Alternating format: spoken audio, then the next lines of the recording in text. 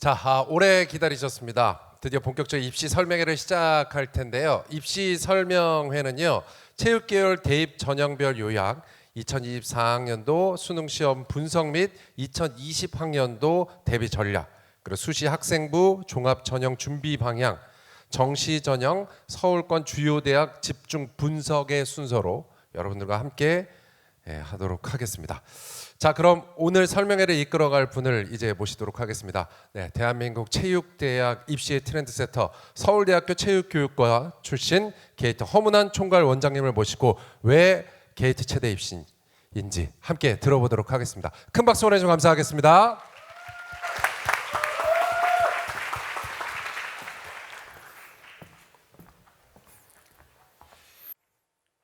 네, 안녕하세요. 게이트 허문환 총괄 원장입니다. 반갑습니다. 저희 올해 설명회 주제를 이렇게 정해봤습니다.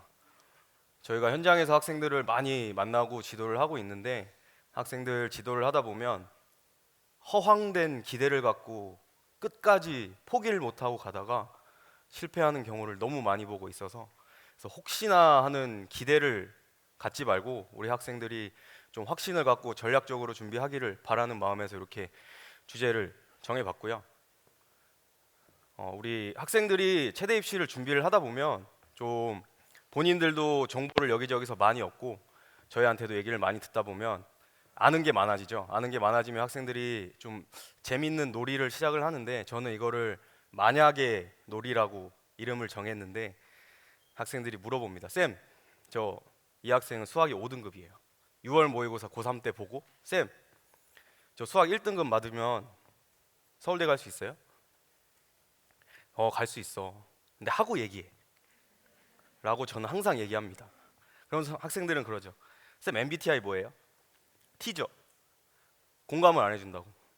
근데 저를 비롯해서 저희 원장님들은 학생들한테 공감을 해주고 할 수 있어, 할 수 있어를 끝까지 할 수가 없어요. 냉정하게 현실을 파악하고 지금 상황에서 할 수 있는 게 뭔지를 정확하게 얘기를 해주는 게 저희가 해야 되는 일이기 때문에 그렇게 학생들을 관리하고 컨설팅을 하고 있고요. 일단은 이 정확한 목표가 있고 확신이 있는 학생들은 이 만약의 놀이를 하지 않아요. 그 시간에 수학 문제 하나 더 풀고요. 웨이트 트레이닝 한 세트 더 합니다. 대부분 이 만약의 놀이를 하는 학생들은 기대를 갖고 있고요. 기대를 가진 학생들은 노력을 열심히 하기보다는 요행을 바랍니다. 오늘 이 자리에 있는 학생들이 요행을 바라기보다는 노력할 준비가 될 수 있는 시간이 됐으면 좋겠습니다. 자, 이제 시작을 할 건데 대입 전형에 대해서 간략하게 먼저 말씀을 드리고 시작을 해보겠습니다. 대입 전형에 대해서는 미리 저희한테 고지를 해주게끔 정해져 있습니다.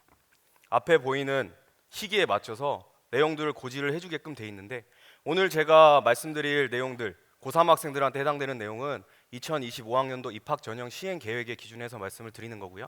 추후에 공개될 수시 모집 요강과 정시 모집 요강 내용 다시 한번 꼭 체크를 해주셔야겠고요.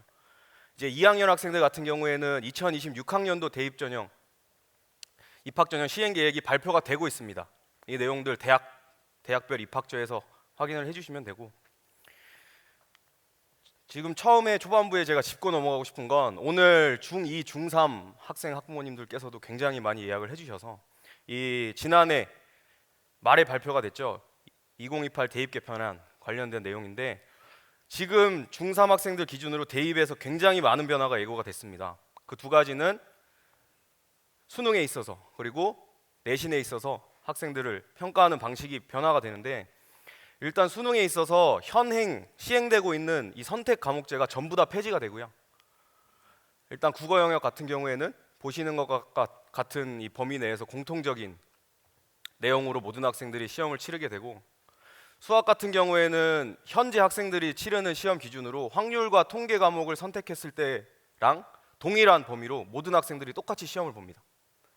뭐 영어나 한국사는 변동사항이 없겠고 마지막으로 탐구 영역이 현재는 17과목 중에 2과목을 선택하게끔 돼 있는데 이 2028학년도부터는 일반 통합사회 그리고 통합과학 과목을 모든 학생들이 동시에 같은 내용을 응시하게끔 변경이 됩니다. 자, 이게 어떤 영향이 있을 거냐? 사실 국어 같은 경우에는 크게 논란이 없고요. 일단 수학 같은 경우에는 현재 자연계열 학생들이 치르고 있는 미적분과 기하 영역이 아예 수능 시험에서 빠져버립니다. 이렇게 되면 이 수능 시험이 과연 상위권 수학 학생들에게 변별력을 가질 수가 있느냐라는 논란이 일단 있는데, 저희 이제 원장님들 같은 경우에는 사실 수학은 범위가 중요하지 않다. 범위가 줄더라도 어떻게든 변별을 해낼 수 있는 문제가 출제가 될 거다라고 생각을 하고요. 이 사회 과목이 좀 문제인데, 탐구 과목이 좀 문제인데, 이 사실 일반 이 통합사회 통합과학이라는 범위는 고등학교 1학년 때 배우는 내용입니다. 이걸 대입을 위한 수능 시험에서 출제가 되는 게 맞느냐라는 논란이 계속되고 있고요. 일단은 두 가지 경우의 수가 있겠죠. 첫 번째, 현재 고1 학생들이 배우는 범위 내로 동일하게 출제가 된다면 사실 탐구 영역은 대입에서 크게 영향력을 잃어버릴 겁니다. 그러면 나머지 과목들이 중요해지겠죠. 자, 그럼 체육계열로 생각을 해보면 체육계열 학과들 중에는 수학을 필수적으로 반영하지 않는 대학들이 굉장히 많습니다. 그렇게 되면 수학 영역을 제외한 국어와 영어 영역의 변별력이 굉장히 커지겠죠. 이걸 미리 체크를 해야 됐고요. 반면에 이 탐구 과목이 현재 치러지고 있는 사회탐구, 과학탐구처럼 이제 일반 사회, 일반 과학 영역까지 확대가 돼서 출제가 된다면 탐구 과목 시험 준비하기가 너무 까다로워질 겁니다. 이 예시 문항이 올해 하반기에 공개가 될 거예요. 이 중3 이하 학생들, 학부모님들께서는 내시 문항 꼭 체크하셔서 확인해 주시면 좋겠습니다. 자, 다음은 내신과 관련된 내용인데, 일단은 현재는 내신이 9등급제로 평가가 되는데 5등급제로 개편이 될 겁니다. 이렇게 되면 등급마다 해당되는 학생의 범위 수가 굉장히 늘겠죠. 내신이 변별력이 낮아집니다. 그러면 내신을 제외한 나머지 요소들의 영향력이 커지겠죠. 예를 들면 서류, 수능 최저 등급. 우리 체육계열은 또 뭘 실시하죠? 실기고사 실시합니다. 이렇게 되면 실기고사 영향력 커집니다. 자, 다음은 학교생활 기록부상의 성적을 이제 기재를 할 때 절대평가 성취도와 상대평가 등급을 같이 적겠다, 병기를 하게끔 조정이 되고요. 자, 이게 절대평가만 기재를 했을 때 학교에서 이 학생 내신을 잘 나오게 하기 위해서 시험을 쉽게 내면 전부 다 절대평가 등급이 AAA가 나오겠죠. 그러면 이 학생이 뭘 잘하고 어떤 학생인지 평가가 안 됩니다. 그걸 막기 위해서 절대평가랑 상대평가를 병기하겠다라고 한 건데, 사실 이렇게 되면 절대평가보다는 상대평가 등급이 더 영향력이 커질 수밖에 없죠.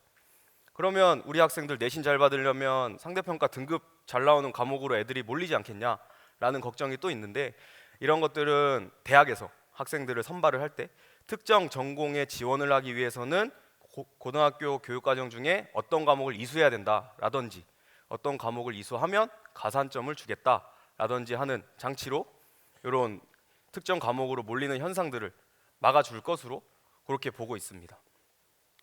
그래서 아까 보신 것처럼 앞으로 계속 발표가 될 겁니다. 지금 중3 학생들이 고1이 되고 2학년이 되고 3학년이 되면 시기별로 이런 내용들이 발표가 될 테니까 우리 학부모님들, 학생들이 시기마다 내용들을 잘 체크를 해주시고 저희도 누구보다 빠르게 체크를 해서 잘 전달을 해드리도록 하겠습니다. 자, 이제 대입 전형에 대해서 간략하게 알아보겠습니다. 우리 체육대학 입시를 준비한 학생들은 크게 두 부류로 나눌 수가 있습니다. 먼저 경기 실적을 활용해서 대학에 진학하는 운동 선수들, 그리고 그렇지 않은 학생들, 일반 학생이라고 표현을 하겠습니다. 우리 일반 학생들 같은 경우에는 두 가지 전형이 있죠. 수시 전형과 정시 전형이 있고요. 수시 전형 같은 경우에는 다시 크게 네 가지로 나눌 수가 있습니다. 수시 전형부터 간략하게 좀 알아보겠습니다.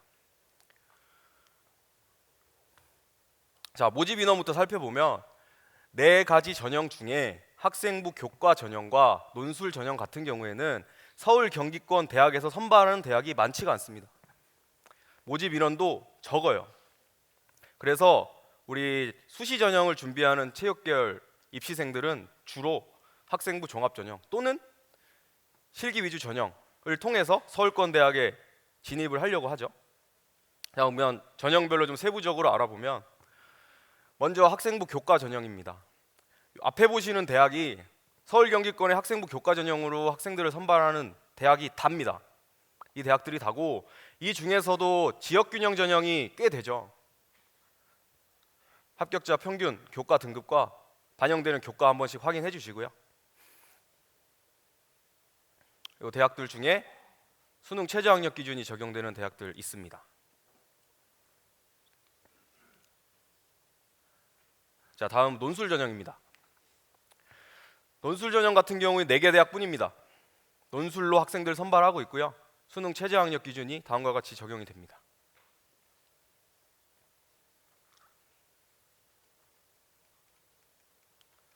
자, 학생부 종합 전형입니다. 서울권 주요 대학에서 학생들 많이 선발하고 있죠.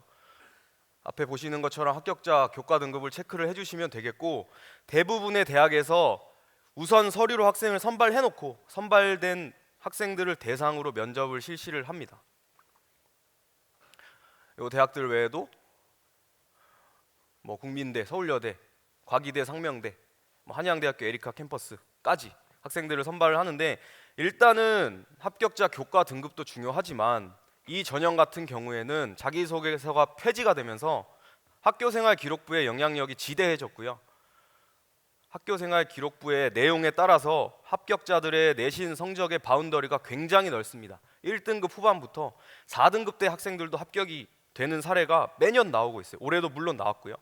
따라서 합격자 교과 등급 체크하시는 것도 중요하겠지만, 우리 학생부 종합전형 준비를 하려면 고1 때부터 차근차근 학교생활 기록부 내용을 잘 만들어 나가야 됩니다.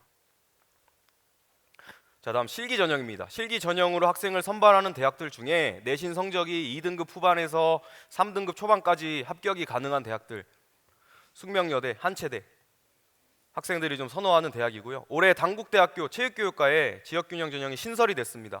실기 종목은 정시와 동일하게 10m 왕복 달리기, 배구, 높이뛰기, 유연성 이렇게 실시를 할 거고, 합격자들 2, 3등급 대 발생을 많이 할 걸로 예측을 하고 있고요.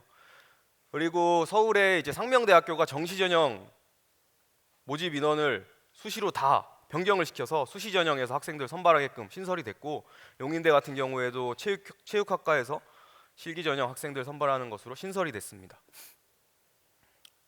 자, 마지막입니다. 내신 성적이 상대적으로 낮을 때도 합격이 가능한 대학들입니다. 실기 위주 전형 중에서요. 보시면 학생들 굉장히 선호하는 대학들은 동국대학교, 가천대학교, 한양대학교 에리카 캠퍼스 같은 경우에는 실기 100%입니다. 내신 성적이 아예 반영이 안 되고요. 실기 100%로 학생들을 선발을 하는데, 수능 최저 학력 기준이 있죠. 2개 영역 합이 7등급 이내. 요 전형들 같은 경우에는 경쟁률을 보시면 매년 엄청나게 높게 형성이 됩니다. 내신 성적이 좀 부족해도 운동을 잘하면 된다, 난 할 수 있다, 하면 된다 하는 학생들이 많이들 지원을 하기 때문에, 그래서 이 전형들을 노린다면 실기 준비 정말 열심히 잘 해야겠죠. 자, 정리하겠습니다. 내신 성적이 2등급 대 이내다, 확보가 됐다, 학교생활 기록부 관리 어느 정도 됐다. 근데 모의고사 보면 성적대가 2등급 대 안 나온다, 스카이 대학은 지원이 안 될 것 같아, 속상하지만 수시 전형에 집중하십시오. 학생부 종합 전형. 그리고 생기부 내용 관리가 잘 안 됐으면 실기 위주 전형 준비해서 수시 전형을 노리는 게 좋을 것 같고요. 내신 성적이 애매하다, 3등급 대 4등급 대 정도, 모의고사 성적도 좀 애매하다, 그러면 병행하는 게 맞습니다. 왜냐하면 3, 4등급 대 내신을 들고 수시 전형에 합격하는 건 쉬운 일이 아니에요. 가능성이 높지가 않기 때문에 수시 전형을 준비를 해보되 정시 전형과 병행하시기를 권장을 드립니다. 자, 마지막으로 내신 성적이 진짜 좋지만 모의고사 성적도 진짜 좋아, 그러면 정시 전형 준비해야 됩니다. 왜? 스카이는 수시가 없어요. 일반 학생들을 수시 전형으로 선발 안 하기 때문에 모의고사 성적 잘 나오는 학생들은 정시 전형 준비해서 스카이 목표로 준비하는 게 맞고요. 그리고 내신 성적에 비해 모의고사 성적이 상대적으로 잘 나오는 학생들, 또는 내신 성적이 꽝인 학생들은 정시 전형 집중해서 준비를 해야 됩니다. 자, 이제 정시 전형 한번 알아보겠습니다. 정시 전형에서 학생부 교과 성적을 반영하는 대학은 앞에 보시는 대학이 답니다. 5개죠. 반영 교과목을 확인해 주시고요. 등급별 점수를 보면 5등급대 이내 또는 4등급대 이내만 확보가 돼도 지원하는데 크게 문제가 되지 않아요. 따라서 내신 관리 4, 5등급대 유지해 주시고, 요 대학들 목표로 하는 학생들은 모의고사, 수능 준비 열심히 해주시면 되겠습니다. 자, 먼저 수학 영역이 반영되지 않는 대학입니다. 경희대, 국민대, 세종대, 숭실대, 광운대, 용인대, 명지대 등이 있죠. 이 중에 국민대, 세종대, 숭실대, 명지대는 국어랑 영어만 반영을 합니다. 그 대신에 경쟁률이 또 높죠.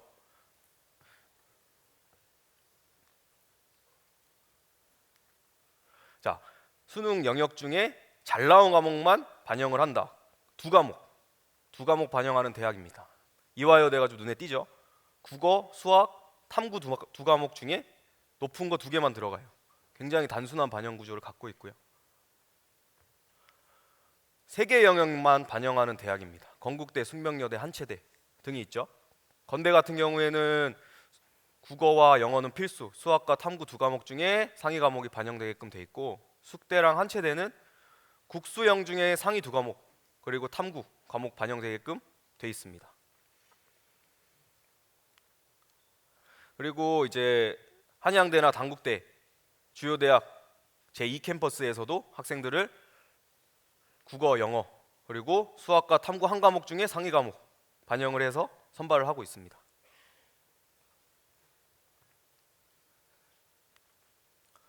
자, 마지막입니다. 수학 영역이 필수적으로 들어가는 대학들, 스카이를 비롯해서 성균관대, 한양대, 중앙대, 시립대, 동국대, 단국대 등이 있고요.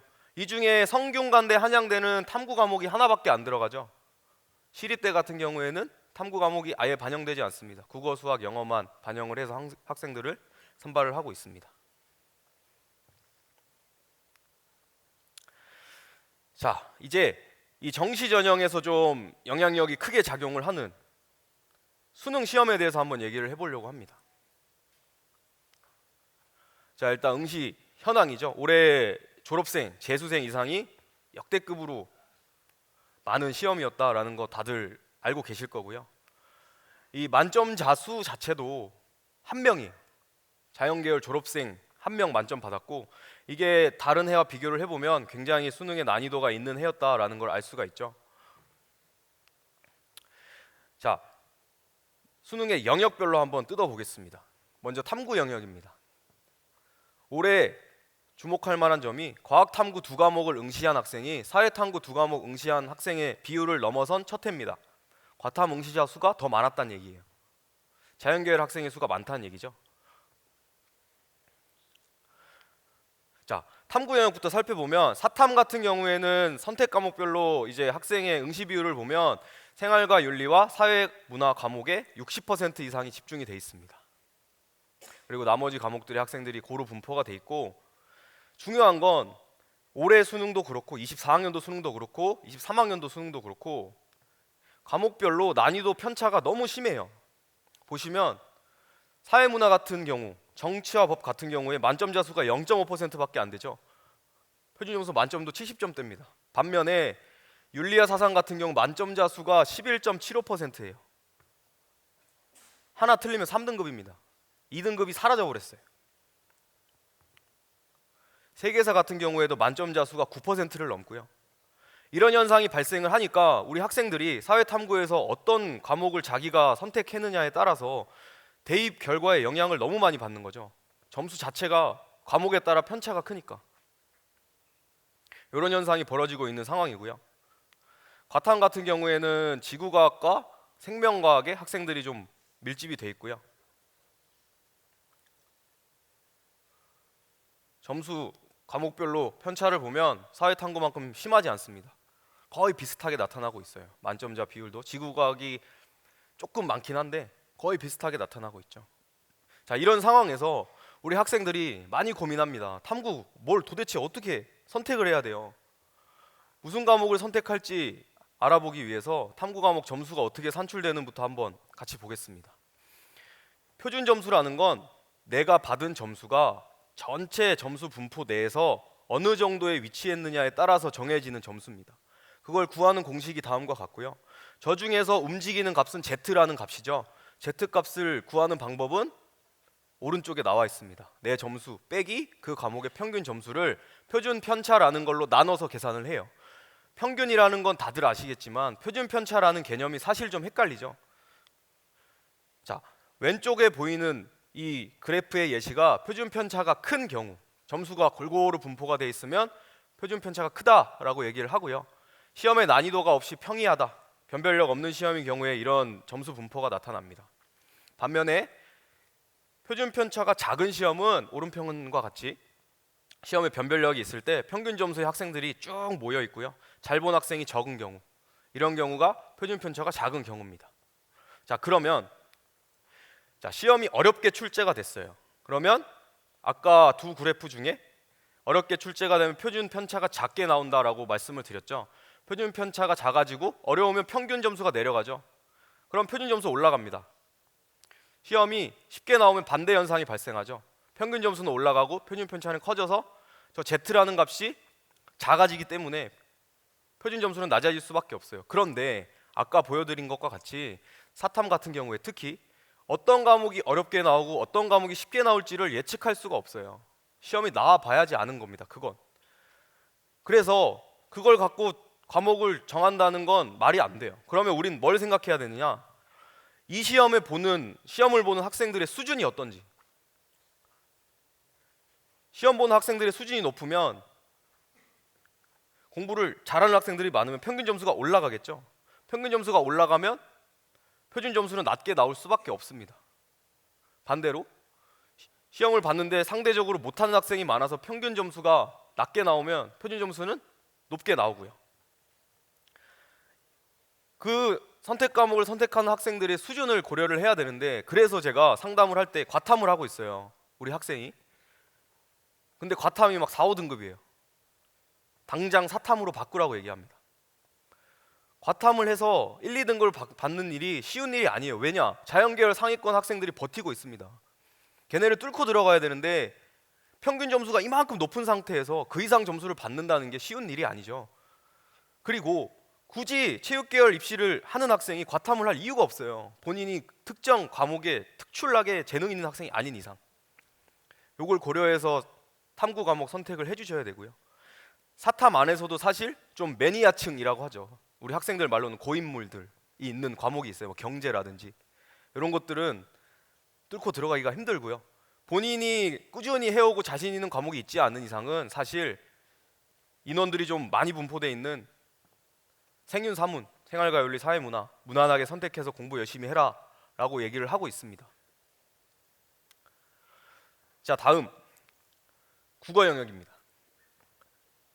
만점 인원과 1등급 내 비율을 보면 작년에 비해서 확실히 난이도가 올랐다, 높은 시험이었다라는 걸 확인할 수가 있고요. 선택 과목별 점수차를 보면 언어와 매체를 만점 받았을 때가 화법과 작문 선택한 학생이 만점 받았을 때보다 표준 점수가 4점이 높게 나왔습니다. 즉 화작하는 학생은 엄매하는 학생보다 한 문제를 더 맞춰야 같은 점수가 나올 수 있었다라는 얘기가 되고요. 수학 같은 경우에도 만점자 수와 2등급 내 인원을 보면 전년도에 비해 확실히 어려운 시험이었다는 걸 알 수가 있죠. 자, 여기서 문제가 발생했습니다. 큰 문제가 발생을 했죠. 킬러 문항 배제시킨다. 그리고 출제를 해서 시험을 봤는데 우리 학생들이 채점 결과를 보시면 미적분 과목 선택해서 만점 받으면 표준 점수가 148점입니다. 확률과 통계 선택해서 만점 받아도 137점밖에 안 돼요. 무려 11점이 차이가 나는 현상이 발생을 했어요. 확통하는 학생들은 미적하는 학생들보다 점수를 잘 받으려면 2문제 이상을 더 맞춰야 되는 거죠.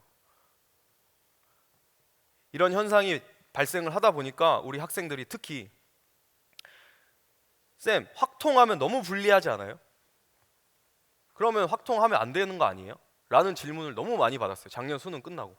그래서 이걸 좀 말씀을 드려볼 건데, 이제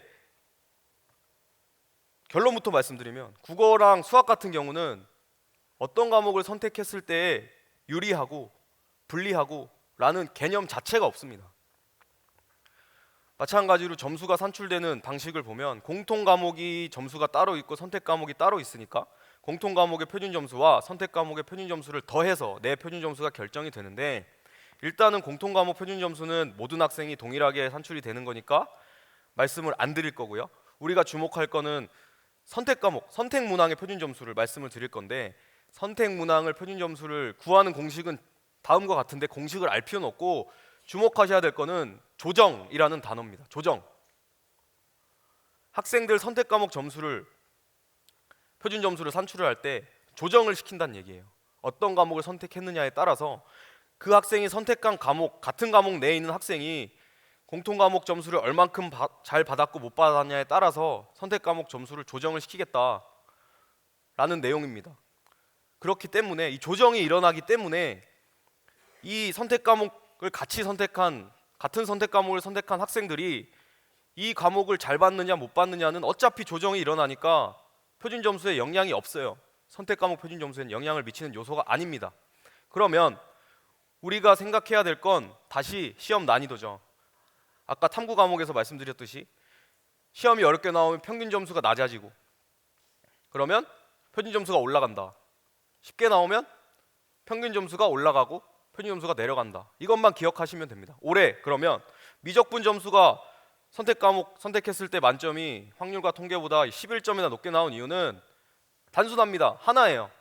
미적분 선택 과목이 확률과 통계에 비해서 어렵게 나왔으니까. 11점만큼 어렵게 나왔으니까. 자, 그러면 우리는 어떤 과목이 어렵게 나오고 어떤 과목이 쉽게 나올지는 예측할 수 있어요. 어떻게? 통계적으로. 국어에서는 모든 시험에서 언어와 매체가 화법과 작문에 비해 어렵게 나와서 표준 점수 계속 높게 나오고 있습니다. 사실 다음 시험이 어떻게 될지 몰라요. 그치만 통계적으로 그렇다는 거죠. 수학 같은 경우에는 미적분이 확률과 통계에 비해서 계속 높게 나오고 있습니다. 미적분이 어렵게 나오고 있다는 얘기죠. 자, 그러면 정리하겠습니다. 우리 학생들 뭐가 어렵게 나올 거고 뭐가 점수가 높게 나올 건지는 통계적으로 예측이 가능하니 점수를 잘 받고 싶으면 시험이 어렵든 쉽든 간에 같은 점수를 받을 자신이 있으면 미적분 하면 됩니다. 확통을 하든 미적을 하든 나는 점수 똑같이 받을 수 있다. 그러면 점수 당연히 잘 나오는 과목 해야죠.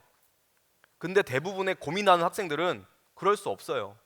제가 아는 학생들을 한해서 확통해서 불리한데 하는 학생들은 그럼 미적해. 아니요. 전 그건 안 될 것 같은데요.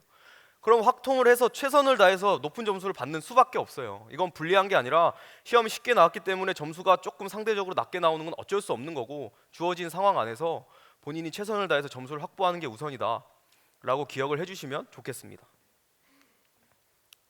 자, 마지막 영어 영역을 한번 알아보겠습니다.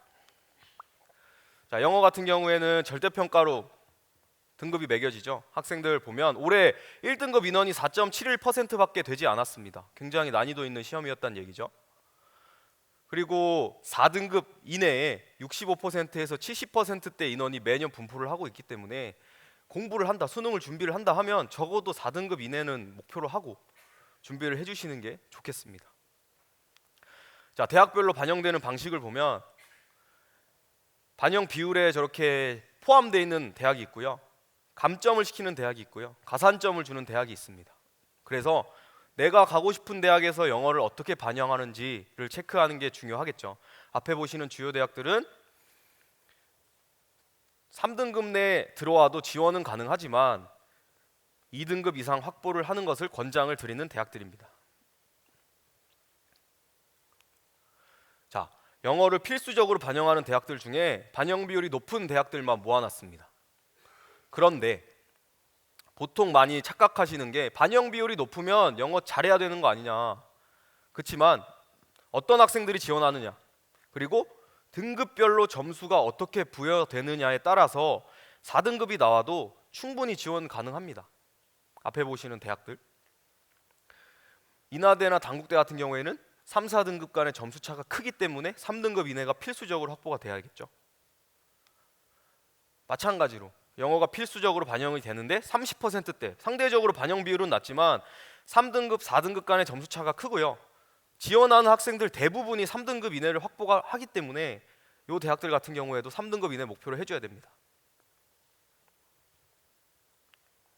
자, 마지막으로 영어를 선택적으로 반영을 하겠다. 선택적으로 반영한다라는 얘기는 다른 과목 점수를 환산했을 때보다 영어가 더 높으면 영어를 반영할게, 그게 아니라 영어가 제일 낮으면 영어를 빼버릴게, 이런 얘기입니다. 그게 실제로 가능한 얘기냐? 예를 들어서 한번 설명을 해보겠습니다. 자, 숙명여대 같은 경우에 아까 말씀드렸죠. 국어, 수학, 영어 중에 높은 거 2과목 반영된다. 그러면 영어 못하면 국어, 수학 반영하면 되는 거 아니야? 라고 생각할 수도 있죠. 자, 영어 3등급 받았을 때 환산 점수가 제가 친절하게 계산을 해놓은 거죠. 197.4점입니다. 국어 수학 점수랑 비교해 보겠습니다. 1등급 커트라인 점수 받으면 24학년도에 국어가 186.2점 나오고요. 수학이 188.72점 나옵니다. 영어 3등급이랑 비교해도 상대가 안 되죠. 영어를 빼고 국어 수학을 반영시킨다는 건 있을 수 없는 일이에요. 국어 수학 1등급 받는 학생이 숙대를 왜 써요? 있을 수 없는 얘기고, 영어를 4등급을 받았다. 184.8점이죠. 비교를 해봐도 1, 2등급 때 점수보다 영어 4등급 점수가 높아요. 영어는 4등급 이내만 받으면 무조건 들어갈 수밖에 없는 구조란 얘기죠. 그 다음 국어 수학 중에 높은 거 하나가 들어가는 겁니다. 때문에 이 앞에 보시는 100분위를 반영하는 대학들도 마찬가지. 영어 3등급만 받아도 다른 과목 국어 수학 탐구 1등급 받았을 때보다 점수가 높거나 비슷하게 나와요. 그럼 1등급 받아도 저 대학들을 쓰지 않죠, 학생들은. 다시 말하면 영어를 선택적으로 반영한다라는 대학들도 뜯어놓고 보면 영어는 필수로 들어가는 겁니다. 그리고 나머지 과목, 상위 과목이 하나 들어가. 그런 구조로 돼 있기 때문에 영어는 하기 싫어도 해야 되는 과목입니다. 적어도 4등급 이내, 가능하다면 3등급 이내 목표로 준비를 해주시기를 바랍니다. 자, 이제 실제 전형들을 분석을 한번 해볼 건데, 수시 전형 같은 경우에는 오늘 수시 전형도 아까 말씀드린 대로 이제 실기 위주 전형이 있고 학생부 종합 전형이 있는데, 오늘은 제가 학생부 종합 전형 위주로 좀 설명을 드려 보려고 합니다. 학생부 종합 전형, 대학에서 학생들을 학생부 종합 전형을 통해서 뽑을 때 어떤 평가 요소를 기준으로 할 거냐 발표한 걸 정리해 놓은 건데, 보면 학업, 주로 학업, 진로, 우리가 학생의 인성, 요걸 평가를 하는 걸 대학마다 조금씩 말을 바꿔서 발표를 했어요. 요 세 가지인 겁니다. 자, 그러면 우리 학생이 이 대학에 합격할 만큼 학업 능력이 좋고 진로 준비를 했고 인성이 갖춰진 학생이다라는 걸 어필을 해야 되는데, 뭘로 어필을 하느냐? 24학년도부터 자기소개서라는 게 완전 다 폐지가 됐기 때문에 학교생활 기록부로 어필을 해야 돼요. 그러면 학교생활 기록부를 잘 기재를 해서 만드는 게 정말 중요하겠죠, 학생부 종합전형에서는. 그래서 오늘 이 학교생활 기록부를 어떻게 만들지를 제가 세 단계에 나눠서 한번 설명을 드려보려고 합니다. 일단 우선적으로 내 학교생활 기록부에 내가 어떤 활동을 했다라고 기재를 할 것인가부터 정해야 돼요. 근데 기재란별로 앞에 보시는 자율활동, 진로활동, 동아리활동, 세부 능력 및 특기사항, 창의적 행동 특성 및 종합의견, 요게 우리 학교생활 기록부의 기재란이 전부입니다. 저기에 기재된 것만 대학에서 보고 평가를 하겠죠. 자, 일단 첫 번째, 우리 학생들 나는 이것도 하고 저것도 하고 많이 활동했다라는 걸 자랑하고 싶어 라고 많이 써놓는 게 좋다라고 생각할 수도 있는데, 저희가 봤을 때 각 기재란별로 연간 하나에서 많으면 2개 기재하는 게 가장 좋다고 봅니다. 그리고 두 번째, 우리 학생들이 나는 이 학과에 진학을 하고 싶어, 체육 관련 학과에 진학을 하고 싶으니 뭐든지 간에 다 체육 관련된 걸로 채울 거야, 가득가득. 그러면 오히려 다양성이 없어져서 부정적으로 작용할 수 있다라고 보고요. 진로와 연결시켰을 때 좋은 기재란은 일단 진로 활동, 그리고 동아리 활동 같은 경우에는 스포츠나 체육 관련, 그리고 아니면 관련 학문과 연관된 동아리 활동으로 기재를 해주시는 걸 추천을 드리고요. 세부 능력 및 특기사항 같은 경우에는 과목별로 적용이 기재가 되게끔 돼 있기 때문에 이 교과목마다 내 진로와 연결이 된다라고 하면 연결을 시켜주고, 그게 아니면 억지로 연결시킬 필요 없습니다. 이렇게 해서 기재란별로 어떤 활동을 기재할지 정해주시고요. 그 다음 단계는 그 활동을 통해서 나의 어떤 역량을 드러낼 것인가 하는 겁니다. 어떤 역량? 자, 먼저 대학에서 주로 평가하는 역량 중에 하나죠. 학업 역량. 우리 학생이 대학에 진학을 했을 때 충분히 수학해낼 수 있는 능력이 되냐? 라는 걸 평가를 하는 요소고요. 두 번째, 진로 역량. 우리 학생이 본인의 진로를 스스로 열심히 탐구를 한 학생인가? 그리고 이 전공과 진로를 위해서 준비가 된 학생인가라는 걸 평가하는 평가 요소입니다. 자, 마지막 공동체 역량. 우리 학생이 이 공동체 안에서 바람직하게 생각하고 행동할 줄 아는 학생인가 하는 내용이죠. 이 세 가지 내용이 주를 이루는데, 자, 다시 기재란별로 돌아가서 이 기재란을 통해 어떤 역량을 드러내는 게 가장 좋을지를 한번 말씀을 드려보겠습니다. 일단 자율활동란에서는 우리 학생이 자기 주도적이고 공동체 역량을 갖춘 학생이다라는 걸 드러내 주셨으면 좋겠습니다. 특히 좀 창의적으로 생각하고 문제를 해결할 수 있는 능력이 있다라는 게 어필이 될 수 있는 활동이면 좋겠죠.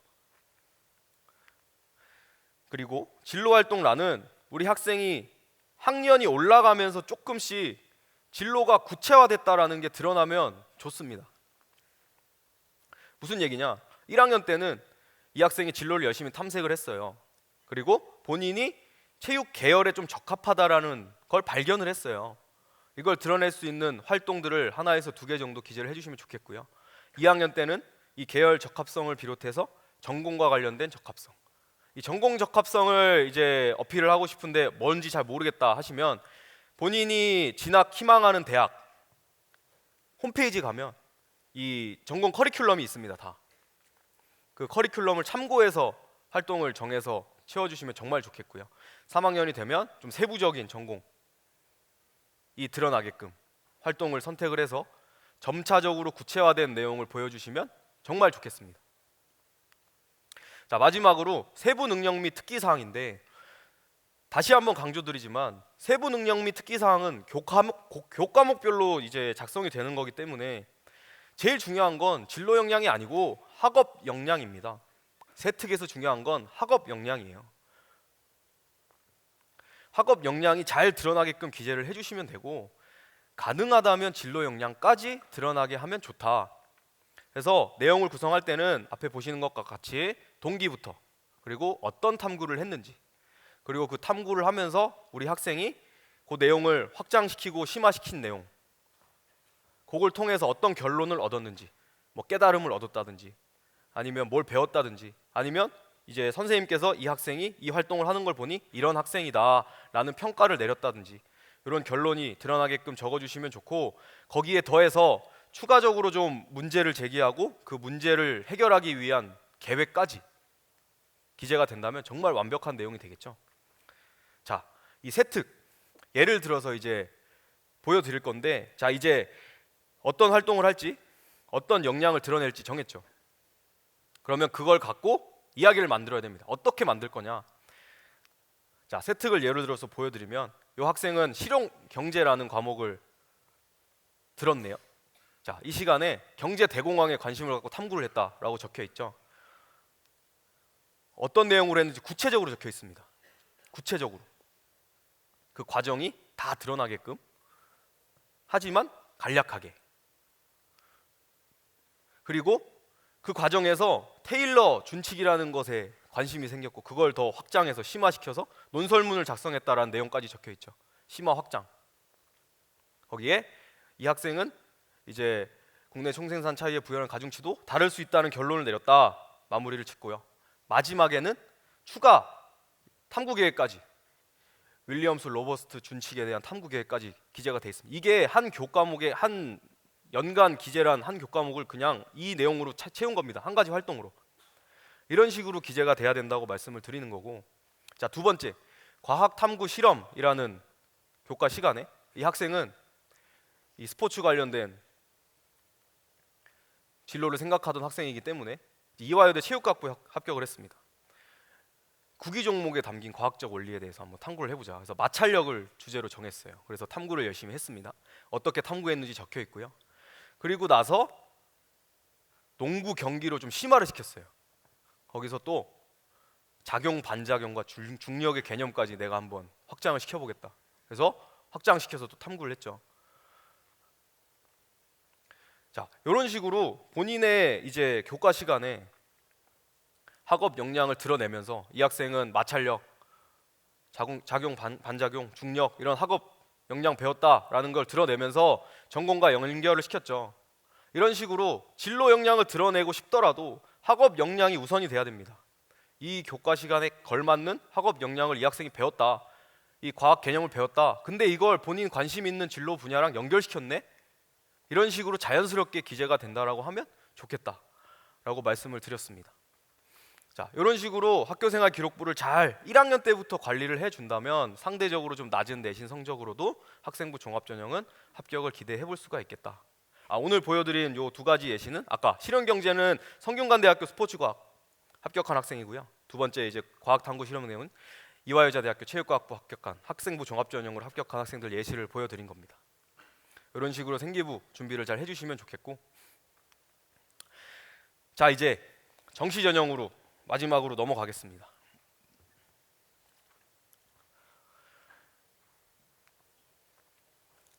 자, 아까 말씀드린 서두에 말씀드렸던 것처럼 오늘은 반영되는 과목별로 좀 대학을 말씀을 드려볼 건데, 모든 대학을 다 말씀을 드리고 싶은데 사실 시간이 제한적이라 주요 대학들 그리고 학생들이 좀 선호도가 높은, 그리고 가장 기준으로 삼은 건 예약해 주실 때 목표 대학이 어디냐를 저희가 기재를 부탁을 드렸는데 많이 기재해 주신 대학들을 좀 적어봤어요. 그래서 오늘 말씀드리는 대학들을 잘 들어주시고 추가적으로 궁금하신 대학들은 향후에 저희 컨설팅 문의를 주시면 또 상세하게 말씀을 드려보겠습니다.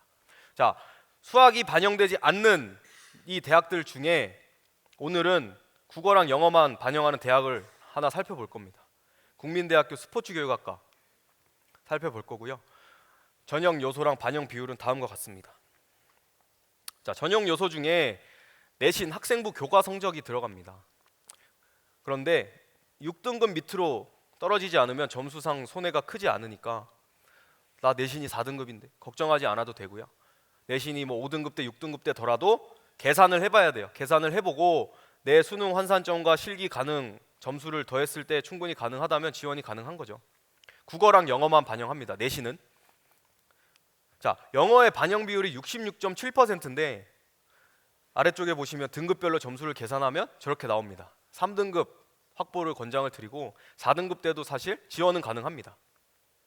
자, 영어 영역이 좀 영향력이 크니까 영어 영역을 기준으로 국어가 몇 등급 나와야 지원이 가능한지 한번 살펴보겠습니다. 영어가 3등급일 때 국어가 7등급이라도 지원 가능합니다. 단 실기를 잘 봐야겠죠. 국어 5등급 후반 이뤄도 중위권대 점수는 나와요.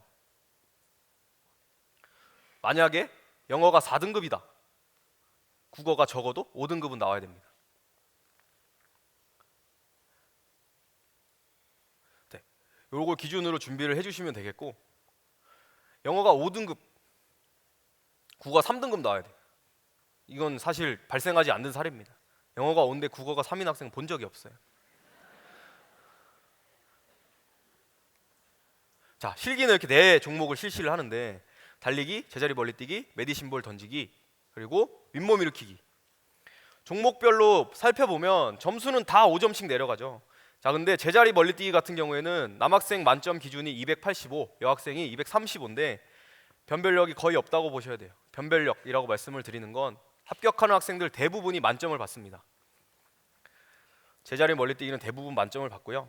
변별력이 좀 있는 종목은 메디신볼 던지기랑 윗몸 일으키기가 되겠죠. 메디신볼 던지기 0.2m마다 5점씩 깎입니다. 아까 보여드린 그 영어 등급별 환산 점수 그 5점이랑 이 5점이 똑같은 거예요. 윗몸 일으키기 하나당 5점씩 깎입니다.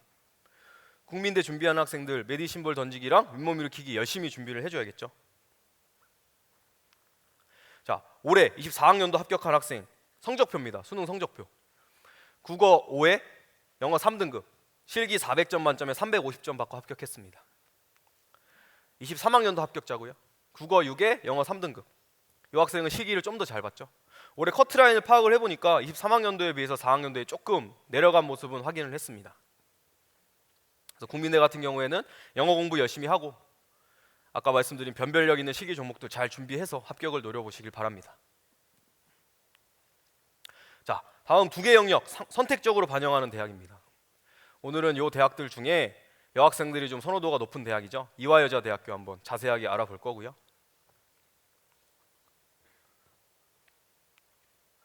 자, 이대 같은 경우에는 다단계 전형입니다. 1단계에서 수능 점수만 가지고 우리 학생들을 한번 걸러냅니다. 4배수.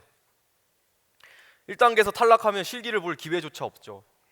매년 탈락하는 학생들이 있어서 마음이 아픈데 2단계로 넘어가면 수능이 60에 실기가 40으로 전형이 실시가 되고 수능 반영 방식을 보면 아까도 말씀드렸지만 국어랑 수학이랑 탐구 두 과목 중에 높은 거 2개밖에 안 들어가요.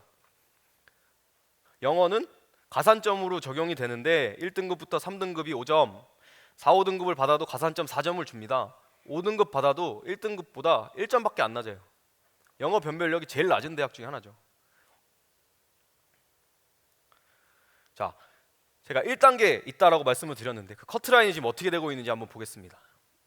요거는 22학년도에 최종 합격한 학생 성적표입니다. 수학이랑 탐구 두 과목 반영이 됐고요. 100분위 평균이 72.25, 70 초반대입니다. 최종 합격까지 한 학생인데 아래쪽에 있는 성적표는 23학년도에 1단계 탈락한 학생 성적표입니다. 국어랑 탐구 영역 반영했는데 평균이 100분위 평균이 78.5였어요. 근데 1단계에서 떨어졌어요. 소수점 0.5점 차이로. 다시 23학년도에 탈락한 학생이랑 이 학생이랑 한번 비교를 해보겠습니다. 올해 1단계 통과된 학생이에요. 위쪽이 올해 통과된 학생, 아래쪽이 작년에 탈락한 학생. 비교해보면 올해는 작년보다 낮아도 1단계 통과가 됐죠. 1단계 커트라인이 22학년도에서 23학년도로 가면서 한번 확 올랐다가 지금 조금 다시 내려왔다. 근데 1단계 통과에 대해서 탈락을 걱정하지 않고 준비하고 싶으면 반영되는 과목 100분위 평균 80 이상 준비하시면 됩니다. 자, 이렇게 1단계를 통과하려면 성적이 어느 정도 나와야 되는지 다시 세세하게 좀 알아볼 건데 국어, 수학, 탐구 두 과목 중에 상위 두 과목인데 대부분의 학생들이 국어랑 탐구 두 과목을 반영을 하고요. 그래서 오늘도 국어, 탐구 성적을 기준으로 한번 보려고 합니다. 자, 국어가 3등급 중반이면 탐구 영역 두 과목 평균 100분위가 4등급대 초반 정도 나와도 1단계 통과가 가능했고요. 탐구가 1, 2등급 나오면 지원자들 중에 상위권대 진입도 가능했습니다. 자, 국어가 3등급 후반일 때는 점수가 조금 낮겠죠. 탐구가 3등급 때는 나와야 1단계 통과가 가능했고요.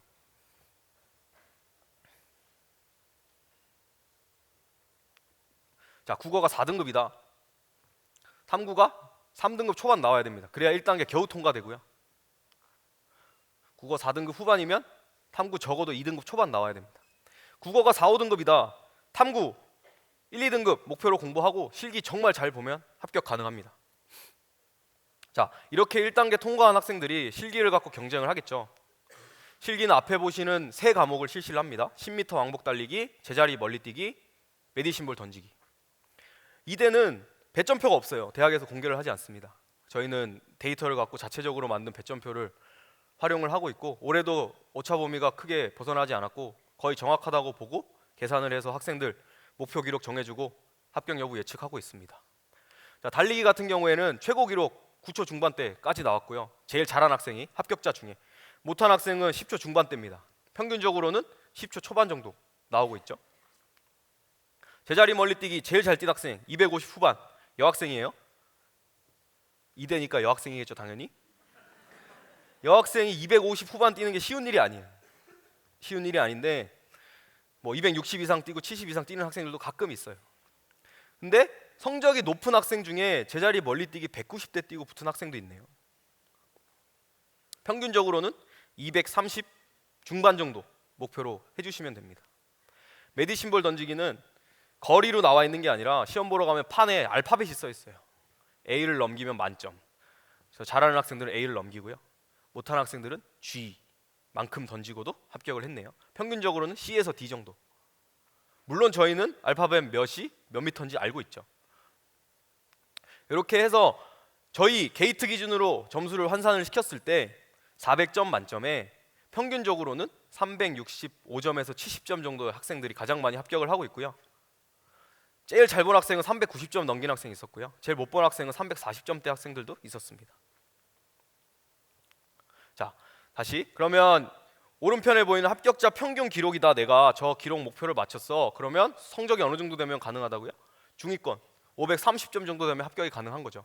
2등급 후반에서 3등급 초반 반영되는 과목의 평균이 저 정도 성적이 확보가 되면 평균 정도 실기 기록을 가지고 합격이 가능하다. 그렇게 목표를 정해주시고, 자, 올해 24학년도 합격자 성적표입니다. 국어 4등급에 탐구 1, 2등급. 실기 기록 다음과 같고요. 23학년도 합격한 학생 성적표입니다. 국어 5등급에 탐구 1, 2등급. 이화여대 합격자들을 보면 중위권대 이하의 학생들의 성적표를 보면 이런 모양이 굉장히 많습니다. 국어가 좀 저조한데 탐구 영역 열심히 공부해서, 그래서 본인이 좀 국어가 약하면 탐구를 좀 특화를 시켜서, 그리고 실기 준비 열심히 해서 이화여대 여학생들 합격을 노려보기를 바랍니다. 자, 다음은 상위 3개 과목을 반영하는 대학입니다. 오늘은 이 대학 중에 한 체대를 한번 알아보려고 해요. 학과가 6개가 있죠. 자, 학과별로 수능, 내신, 실기를 반영하는 방식은 조금씩 차이가 있어요. 근데 수능의 반영 방식은 같습니다. 국어, 수학, 영어 중에 상위 2과목, 그리고 탐구 1과목 필수. 내신을 반영하는 학과들이 이렇게 4개가 있는데, 학생들 합격자들 내신 성적 통계를 보면 바운더리가 굉장히 넓습니다. 2등급 때부터 3등급 초반 때부터 6등급 때 후반까지 있어요. 내신 성적 기준으로. 이 얘기는 내신이 좀 낮아도 수능 환산점 나오고 실기 잘하면 지원해도 된다는 얘기죠. 등급별로 점수 차이가 그렇게 결정적으로 크진 않습니다. 그래서 본인 내신이 좀 낮더라도 수능이랑 실기 점수 기준으로 지원 고려해 보시길 바라고요. 실기는 6개 학과 중에 사회체육학과를 제외한 5개 학과는 다음과 같이 실시합니다. 달리기, 제자리 멀리뛰기, 메디신볼 던지기. 이 종목들 중에 이 메디신볼 던지기 종목이 작년부터 실시가 됐는데, 다른 종목들에 비해서 이 기록의 구간, 배점 구간이 좀 촘촘하게 돼 있고요. 그리고 기록을 향상시키기가 좀 까다로운 종목이라 변별력이 있는 종목으로 평가가 됐습니다. 올해 실기 결과. 그리고 사회체육학과만 필기고사가 다릅니다. 100m 달리기, 제자리 멀리뛰기, 메디신볼 던지기, 농구까지. 그리고 다른 과들에 비해서 이 배점 구간이 굉장히 좀 상대적으로 촘촘하고요. 그리고 떨어지는 점수의 폭도 큽니다. 그래서 상대적으로 성적대가 조금 낮지만 실기적으로 우수한 학생들이 사회체육학과를 많이 지원을 하고 있습니다. 자, 영어 영역. 아까 영어 영역 수능 설명할 때 말씀을 드렸는데 한 체대도 마찬가지입니다. 국어, 수학, 영어 중에 상위 2과목인데 영어는 사실상 필수라도 봐도 무방합니다. 합격자들 성적대가 가장 높은 특수체육교육과 예를 들면 2등급대인 영어 2등급대인 학생들이 많은데요. 영어 2등급을 받으면 국어, 수학 1등급보다 점수가 훨씬 높습니다. 그래서 국어, 수학을 영어를 빼고 반영시키는 방법은 없어요. 대부분의 학생들이 국어, 영어, 탐구 하나, 수학, 영어, 탐구 하나 이렇게 반영을 하고 있죠. 그리고 성적대가 좀 낮게 형성이 돼 있는 사회체육학과의 경우에도 영어 3등급만 받으면 국어 1, 2등급 때 점수랑 비교했을 때 낮지가 않습니다. 그래서 영어 3등급 확보가 되면 영어는 필수적으로 들어간다. 그래서 준비하실 때 영어는 필수다. 국어, 수학 중에 높은 게 들어간다. 탐구 1과목 들어간다. 이렇게 기억을 해주셔도 전혀 문제 없습니다. 자, 학과별로 살펴보겠습니다. 특수체육교육학과 합격하는 학생들이 매년 성적대가 가장 높고요. 아래쪽에 실제 합격자 성적표가 나와 있죠. 3등급 국어 3등급 때 중반, 영어 2등급, 탐구 1등급. 그 다음으로 성적 구간이 형성되어 있는 것이 운동건강관리, 스포츠 산업학과인데, 운동건강관리 같은 경우에도 탐구가 3등급인데 3등급 후반이죠. 3등급 후반, 영어 2등급, 탐구 1등급. 스포츠 산업학과 같은 경우에도 4등급, 국어 4등급, 영어 2등급, 탐구 1등급 학생들이 합격을 했고요. 그 다음 성적 구간이 노인체육복지학과와 스포츠 청소년 지도학과였습니다. 노인체육복지학과 같은 경우에는 영어가 3등급이네요. 언어와 매체 4등급, 한국지리 1등급. 스포츠 청소년 지도학과 합격한 학생 국어 4, 영어 3, 탐구 2등급에 합격을 했습니다. 마지막으로 성적대가 좀 낮게 형성이 되어 있는 구간이 이제 사회체육학과 합격하는 학생들인데 국어 5등급에 영어 3등급, 탐구 2등급 합격한 학생 성적표입니다. 자, 정리를 하면 탐구가 한 과목밖에 반영이 안 되기 때문에 적어도 2등급 이내는 확보가 다 돼 있습니다. 탐구는 1, 2등급 목표로 공부를 해주셔야 되고요. 그 다음에 영어가 2등급이냐 3등급이냐 그리고 국어가 3등급이냐 4등급이냐 5등급이냐에 따라서 어느 학과가 지원 가능할지가 결정이 되겠습니다. 그렇게 기준을 두고 한 체대는 준비를 해주시면 되겠습니다. 자, 이제 다시 상위 과목 3과목 선택해서 반영하는 대학들 중에 건국대학교 한번 집중해서 보려고 합니다. 우리 체육교육과 목표로 하는 학생들이 굉장히 선호하는 대학이고요. 건국대 같은 경우에는 국어와 영어가 필수고 수학과 탐구 2과목 중에 높은 과목이 반영이 되죠. 보시면 국어 반영 비율이 굉장히 높습니다. 영어 같은 경우에는 25학년도에 오면서 반영 비율이 변경이 됐어요. 20%였던 게 25%로. 그래서 점수를 보니까 등급마다 내려가는 점수의 폭이 약간씩 커지긴 했어요. 약간씩 커지긴 했는데 지원 가능 여부에 결정타를 줄 정도는 아니다.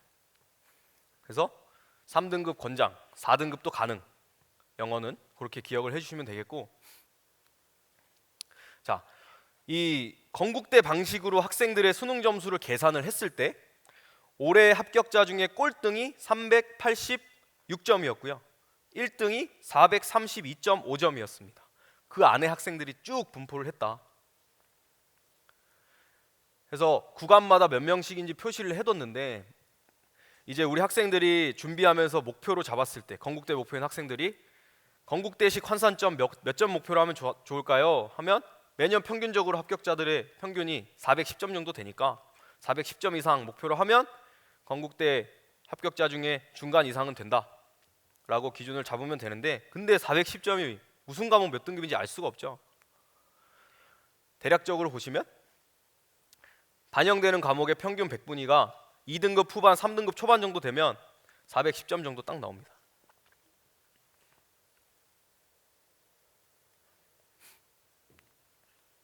이것도 과목별로 한번 알아볼게요.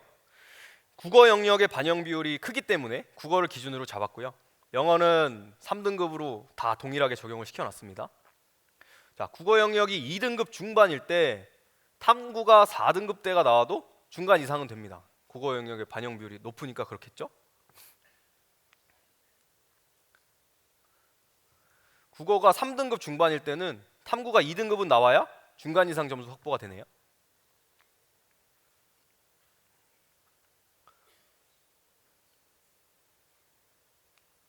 국어가 만약에 4등급, 5등급이 나왔다. 중간 이상의 진입은 안타깝지만 실패했습니다. 탐구 영역 성적 확보 잘해서 지원 가능 점수대로 들어가야 되고요. 실기 준비 잘해서 합격을 노려봐야겠죠.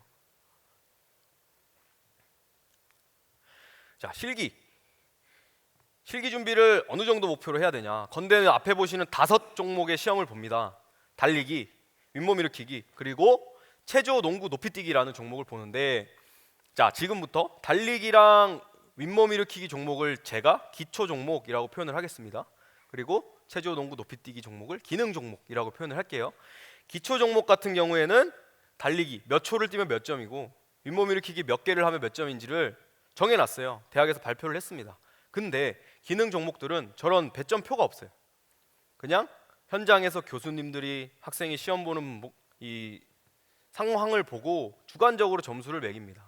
그래서 몇 점을 받을지 정확하게 예측하기가 쉽지가 않아요. 그러니까 저희는 평가 요소를 알고 있기 때문에 그 평가 요소에 맞게끔 학생들을 지도를 하고 있습니다.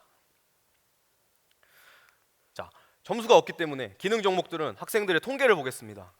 23학년도, 24학년도 통계. 체조 종목은 2번의 기회를 줍니다. 2번의 기회 중에 2번 다 착지에 성공한 학생들이 대부분이죠. 2번 다 실패했는데 붙은 학생은 없네요. 그러면 체조할 때는 무조건 2번 다 성공하는 걸 목표로 하면 좋겠죠. 자, 농구 종목입니다. 왼손 레이업, 오른손 레이업, 점프슛 2개, 총 4개의 슛을 시도를 하고요. 자, 레이업부터 2개 다 성공한 학생이 대부분이죠. 하지만 1개만 성공한 학생도 꽤 있네요. 점프슛은 2개 성공한 학생이 거의 없네요. 그럼 뭐야? 못 넣어도 붙네? 골을 넣고 안 넣고가 중요하다는 게 아니죠. 이 골을 넣고 안 넣고가 학생한테 점수 부여에 크게 영향을 미치는 게 아니다라는 걸 알 수가 있고, 이 학생이 농구라는 종목에 대해서 얼마나 잘 숙련이 돼 있는지, 평가 요소에 맞춰서 잘 수행할 수 있는 학생인지를 평가를 한다라는 내용이 되겠죠. 자, 그럼 종합하면 4개의 슛 중에 2개 또는 3개 넣은 학생들이 대부분이더라. 그래서 농구 준비할 때는 골 넣는 거, 레이업은 넣어야겠죠. 점프슛은 골 들어가고 안 들어가고 보다는 정확하고 예쁜 자세로, 평가 요소에 맞는 자세로 준비를 하는 게 중요하겠습니다. 자, 마지막 높이뛰기는 남학생들 160 성공한 학생들이 가장 많았고요. 여학생은 23학년도에는 130, 140 2명 합격했는데 그렇게 성공했고요. 올해도 2명, 24학년도 2명 합격했는데 두 학생 모두 130cm 성공을 했습니다. 자, 기초 종목 보겠습니다. 달리기 같은 경우에는 평균 기록 남학생 다음과 같습니다. 14초 후반이죠. 여학생은 두 학생들 기록이 다음과 같습니다. 자, 중요한 건 평균일 뿐이에요. 무슨 얘기냐면 학생들의 기록이 너무 골고루 퍼져 있어요. 달리기도 그렇고 윗몸 일으키기도 그렇고. 그래서 이 기록을 평균 이상이다라고 해서 안심할 게 아니라는 거죠. 저보다 잘하는 학생도 훨씬 많다. 윗몸 일으키기도 마찬가지. 남학생들 평균을 내면 60개 초반밖에 안 되지만 60개 후반, 70개 이상 하는 학생들도 있습니다. 여학생 같은 경우에는 윗몸 일으키기 합격한 학생들 요만큼 했습니다. 자, 그래서 우리가 건국대학교 합격을 위해 목표를 어떻게 잡을까요? 라고 문의를 주시면, 이 실기 같은 경우에 아까 말씀드린 것처럼 학생들이 워낙에 넓게 분포하고 있기 때문에 명확하게 몇 정도 이상 하는 게 좋습니다 라고 말씀을 드리기가 까다롭습니다. 그래서 아까 처음에 설명드렸던 건국대식 수능 환산 점수와 조금 전에 설명드린 실기, 기초 종목 두 종목의 합산 점수가 몇 점이 되느냐를 기준으로 잡으시면 가장 좋을 것 같습니다. 수능 환산점 더하기 기초 종목 2개. 그걸 계산을 해보니까 매년 합격자들이 530점대 후반 정도가 평균이 나와요. 수능 점수 더하기 실기 두 종목 점수가. 이 점수가 540점 이상 되게끔 준비해 주시면 정말 좋겠습니다. 자, 24학년도 합격한 학생 성적표고요. 여학생입니다. 여학생 2명 중에 한 학생이 저희 학생이었어요. 실기 기록이랑 수능 성적 체크해 주시면 되겠습니다.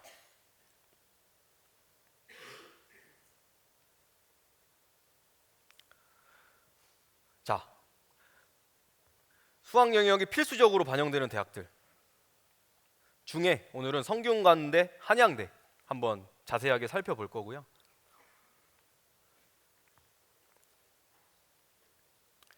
이 중앙대학교 같은 경우에, 그리고 한양대학교 스포츠 매니지먼트 전공 같은 경우에는 보시는 것과 같이 실기가 없죠.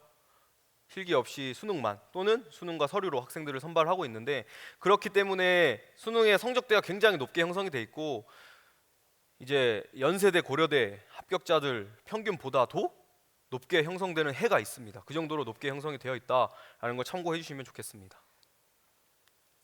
자, 성균관대학교부터 보겠습니다. 전형 요소 반영 비율 다음과 같고요. 경쟁률 보시면 올해 굉장히 많이 올랐죠. 24학년도에 경쟁률이 굉장히 많이 올랐는데 두 가지 요인으로 파악을 했습니다. 첫 번째, 가군에 같이 분포하고 있던 한양대학교 스포츠 사이언스 전공이 나군으로 이동을 했습니다. 그래서 성대로 좀 몰리지 않았나라고 판단을 했고, 두 번째는 수능 이후에 이제 자연계열 일반 학과 준비하던 학생들 중에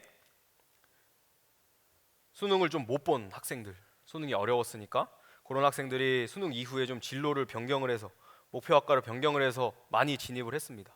이런 현상이 매년 발생하는데 주로 발생하는 대학이 아직까지는 한양대학교, 성균관대학교 그리고 스카이대학이 되겠죠. 이 학생들이 이제는 안 올 거라는 예측을 하면 안 되고요. 당연히 넘어올 거라는 걸 예측을 하고 그 학생들이 강점이 되는 뭐 수능 성적이 상대적으로 높은 학생들이 밀고 내려온다면 우리는 실기라는 무기를 갖고 막아내야 됩니다. 그렇게 해서 경쟁을 해서 총점에서 우위를 점해서 합격을 하게끔 전략을 세워야겠죠. 자, 영어 같은 경우에는 등급별 점수가 다음과 같고 3등급을 받아도 사실 점수가 크게 떨어지진 않는데 1, 2등급은 점수가 같고 3등급부터는 점수가 차감이 된다. 실기고사는 두 종목을 실시를 합니다. 두 종목을 실시를 하고요. 자, 이 두 종목 중에 달리기 종목이 24학년도에 이제 측정 방식이 변경이 되면서 원래는 콘을 도는 방식에서 부저를 누르는 방식으로 변경이 됐습니다. 그래서 변경이 되면서 만점자의 수가 굉장히 늘었어요. 그래서 올해 합격자들 보면 두 종목 만점자가 굉장히 많아요. 그래서 우리 성대에 목표로 하는 학생들은 실기 두 종목 모두 만점 받는 걸 목표로 준비하시기를 권장을 드립니다.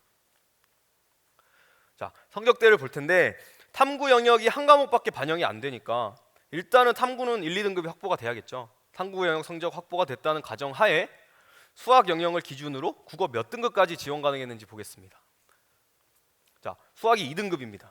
탐구는 1등급 확보가 됐고요. 그러면 국어 5등급까지 지원 가능했습니다. 국어 5, 수학 2, 탐구 1.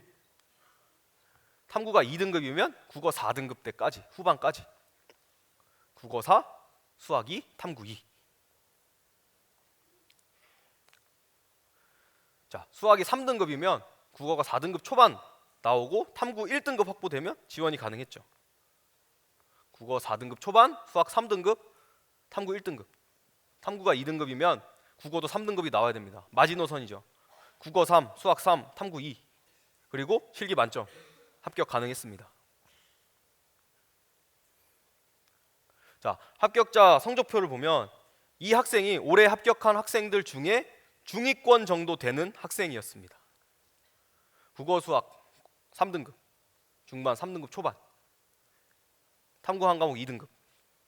실기는 핸드볼공 던지기에서 두 구간 감점을 받았네요. 자, 올해 합격자들의 성적 분포를 작년이랑 비교를 해보겠습니다. 23학년도랑 아래쪽에 있는 학생이 23학년도에 이제 합격한 학생들 중에 중간 이상 되는 학생이었어요. 성적대가 하위권이 아니고. 자, 23학년도에서 24학년도로 오면서 이 성균관대 같은 경우에는 수능을 반영하는 방식이 변경이 돼서 계산식이 달라졌어요. 그래서 이 점수만 갖고 비교할 수가 없어서 작년 학생 성적표를 갖고 바뀐 올해 기준의 환산식으로 계산을 해보니 485.12점 정도가 나왔습니다. 수능이 물론 다르기 때문에 정확하게 비교할 수는 없겠지만 대략적으로. 그러면 올해 485점이면 실기 만점 받으면 합격 가능한 점수 딱 마지노선이죠. 자, 다시 말하면 아래쪽에 있는 학생이 지원 가능한 성적의 마지노선이다. 위에 있는 학생은 중위권 때 성적이다. 커트라인 자체도 작년 커트라인을 올해식으로 다시 역추정해서 계산을 해보니 올해에 비해서 작년이 대략 20점가량 낮았습니다. 올해 20점가량 올랐다는 얘기죠.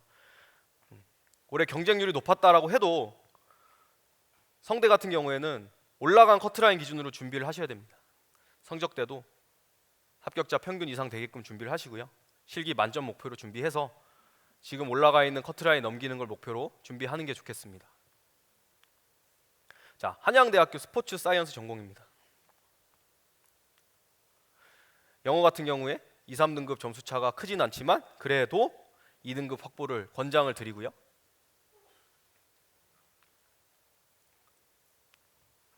실기가 하나밖에 없습니다. 순환식 계측이라고 해서 정해진 구간만큼 달리고 좌우로 사이드 스텝 하고 중량을 들고 반환점을 돌아서 들어오면 끝납니다. 실기가 이 수능의 반영 비율이 내려가고 실기의 반영 비율이 올라갔습니다. 24학년도가 되면서 30%로 올라가면서 배점표가 200점 만점에서 300점 만점으로 바뀌었고요. 이게 바뀌면서 만점 기준을 보시면 남학생이 바뀌기 전에는 22초에서 바뀌고 나서는 22.5초. 남학생은 만점 받기가 좀 더 쉬워졌고요. 여학생은 좀 더 어렵게 바뀌었습니다. 이게 올해 입시 결과에도 영향을 미쳤어요. 24학년도에. 이게 25학년도에도 동일하게 적용이 되니까 참고를 하셔야 되고요. 이 빨간색으로 표시한 구간이 합격자 평균 구간이 되겠습니다. 자, 합격자 성적표를 한번 보겠습니다. 23학년도에 합격한 학생 성적표인데 이 학생이 중상위권 정도의 학생이었고요. 아래쪽에 있는 학생이 중위권 정도의 학생이었습니다. 100분위 평균을 보셔야 됩니다. 한양대는 수능 환산점 계산을 하는 방식이 만점으로 나누는 구조이기 때문에 점수끼리 환산점끼리 비교할 수는 없고 100분위를 기준으로 비교를 해야 됩니다. 자, 그리고 올해 한양대학교 24학년도에 합격한 학생 성적표입니다. 국어, 수학, 탐구 한 과목 100분위 평균이 90.3이에요. 근데 이 학생이 만점을 받지 않으면 떨어지는 점수였어요. 왜냐? 영어가 4등급이라 다른 2등급인 학생들에 비해서 10점 차이가 나서 영어가 2등급이 확보가 된다면 이 학생도 합격자 평균 정도의 성적은 되겠죠. 자, 이 학생이랑 작년에 중간 이상 됐던 학생이랑 비교를 해보면 올해 학생이 더 높죠. 조금 더 높습니다. 미미하지만. 자, 영어가 2등급이라는 가정을 하면 위쪽에 있는 24학년도 합격자의 성적표가 한양대 준비하는 학생들이 목표로 했으면 좋겠다라고 말씀드리는 성적표입니다. 국어, 수학, 탐구 한 과목 100분위 평균 90 이상 목표로 공부를 해주시면 좋겠습니다. 자, 마지막 스카이대학 말씀을 드려보겠습니다.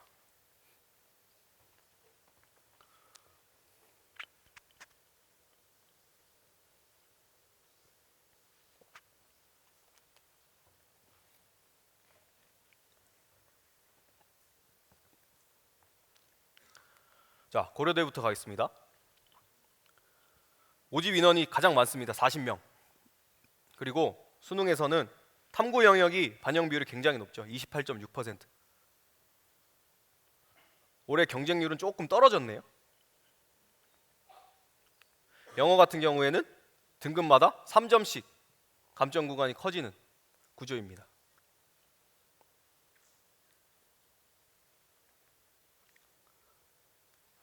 실기는 앞에 보시는 것과 같이 세 종목 실시합니다. 달리기 종목 하나, 농구, 높이뛰기. 그리고 배점표를 잘 보시면 1점씩 차근차근 내려가다가 갑자기 7점씩 내려가는 구간이 있어요. 저 구간 때문에 저 실기 준비가 되지 않은 학생들은 함부로 지원을 못하는 장치로 작용을 하고 있죠. 자, 올해 종목별 통계를 보겠습니다.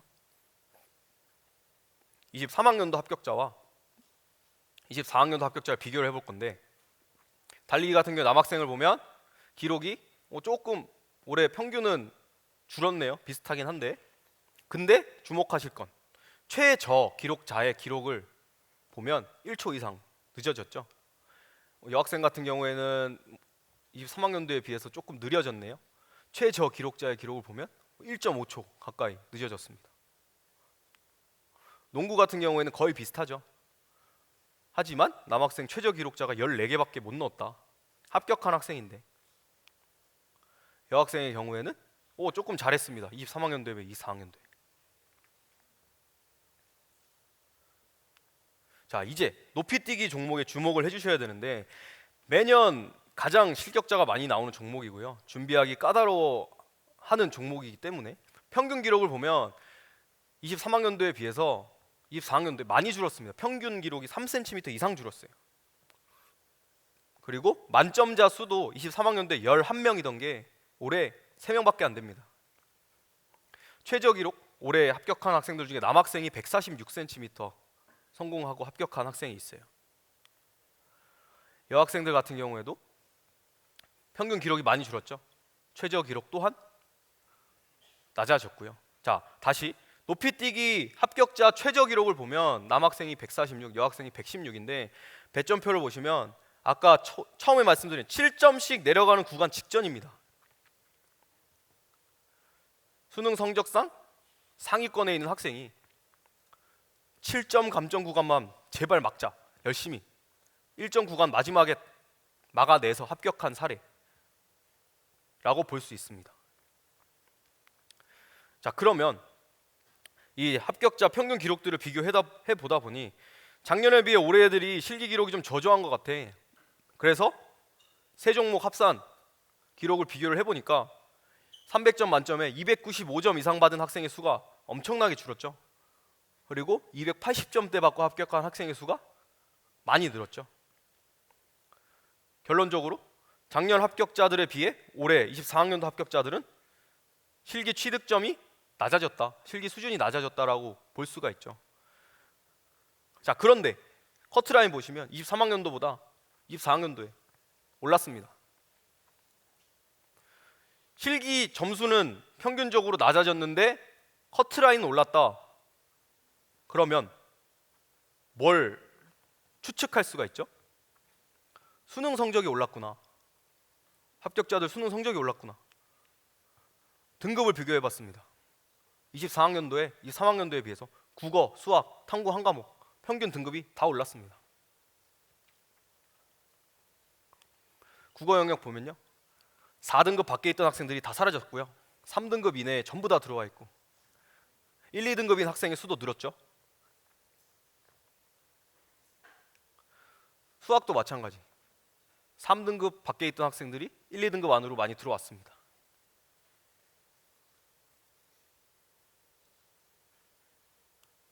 자, 다만 영어는 24년도가 더 못했는데, 아까 제가 영역별로 수능 분석할 때 말씀드렸죠. 올해 영어가 어려웠습니다.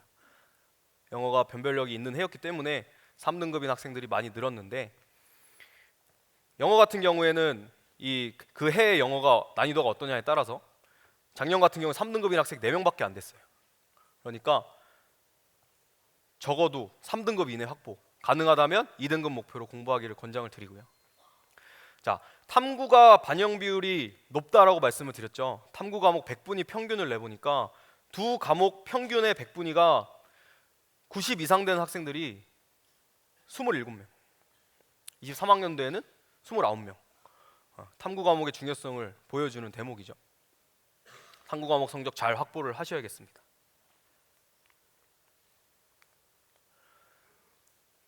자, 이렇게 비교를 해보고 전체 환산된 점수를 또 분포가 어떻게 되나 봤더니 아래쪽에 23학년도 분포를 보면 하위 구간의 학생들이 대부분 몰려 있죠. 30명이 몰려 있습니다.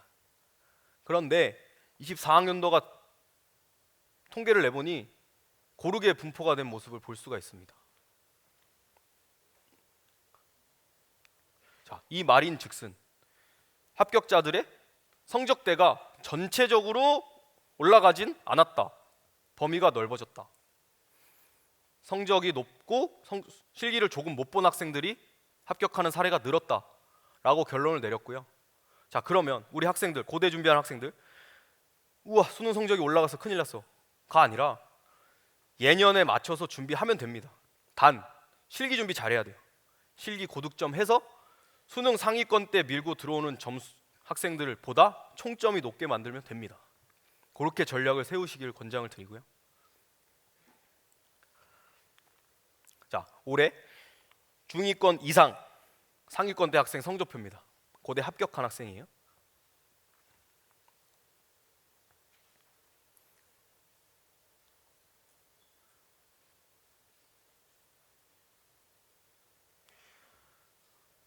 중하위권 때 합격자 성적표입니다.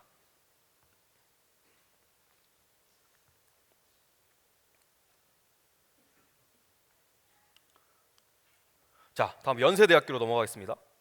연세대학교는 체육 관련 학과가 두 개죠. 체육교육학과와 스포츠응용산업학과가 있는데, 이 전형 요소에서 가장 큰 차이는 체육교육학과는 면접을 실시한다. 이 면접이 5%밖에 반영이 안 되지만 커트라인 근처 점수에서는 합격 여부를 결정하는 변별력을 지닙니다. 따라서 수능 이후에 저희 연대에 지원한 학생들 같은 경우에는 면접 준비 철저하게 시키고 있고요. 수능 반영 비율에서 주목할 점은 영어 영역 등급별 환산 점수가 연대 지원 가능 여부를 결정하는 결정적인 요소. 3등급과 2등급의 점수 차이가 10점이 넘습니다. 환산점 자체로 3등급이 나오면 연대 지원이 불가하다고 생각해도 돼요. 적어도 2등급 안쪽의 영어 성적이 필수적으로 전제가 돼야 됩니다. 자, 그리고 25학년도에 연대 이제 변경 사항 중에 하나가 한국사 영역이 이제 반영되는 방식이 바뀌었어요.